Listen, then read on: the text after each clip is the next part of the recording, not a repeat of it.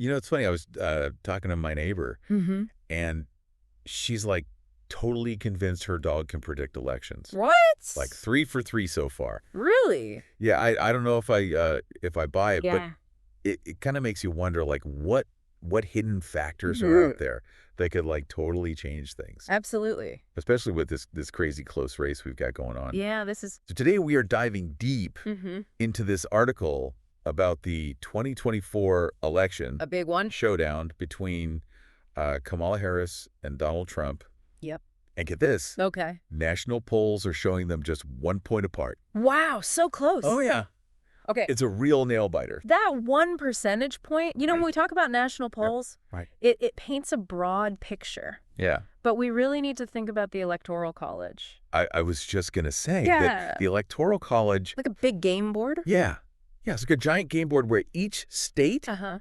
is Yeah. worth a certain number of points. Right. Based on population. And they got to get at least 270 270 electoral votes to win the whole thing, yeah.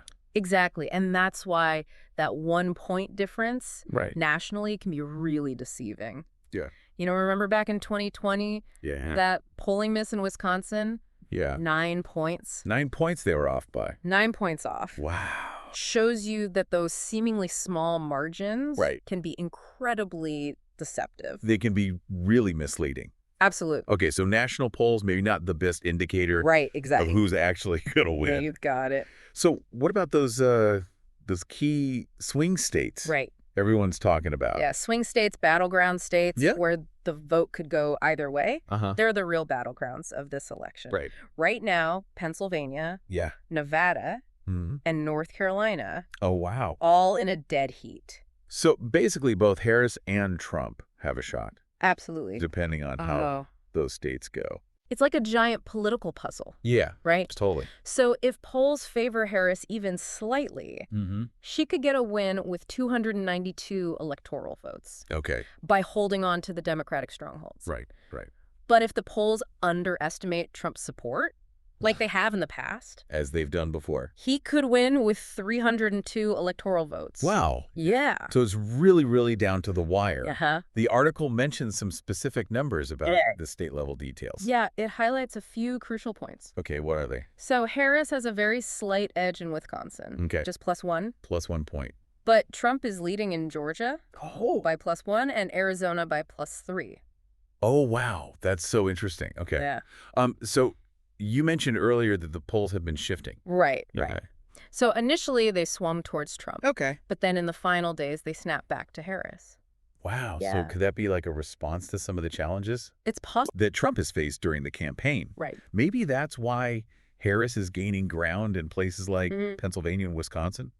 Yeah, it's possible. Okay. But we have to be cautious Okay. about reading too much into those late shifts. Right. They don't always accurately predict the outcome. Okay.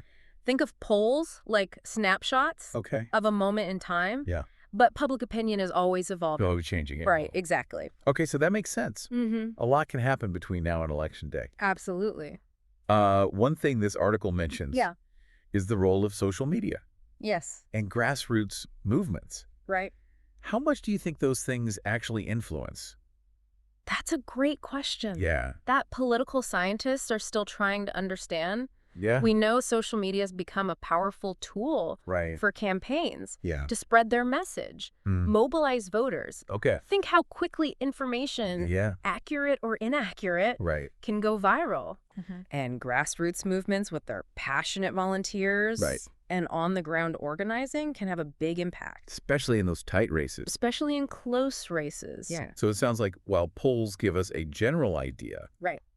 we can't forget about those other factors Exactly. that could be swaying voters. This election is a complex interplay Yeah. of so many forces. Okay. It's not just about the numbers. Right. It's about the stories, the emotions, Uh-huh. the individual decisions of millions of voters. It's amazing to think that Hmm?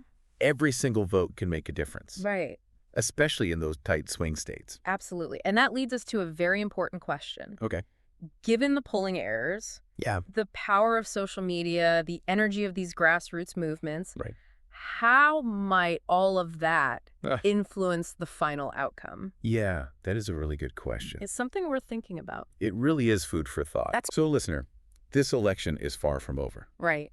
Stay informed, Yes. stay engaged, Mm-hmm. and remember that your vote Absolutely. truly does matter. It really does. Oh, wow.